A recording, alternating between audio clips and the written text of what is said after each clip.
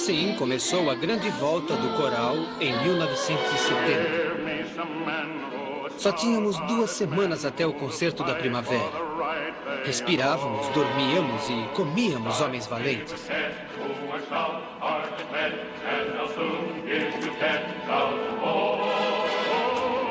Tornou-se nosso hino, nosso grito de batalha.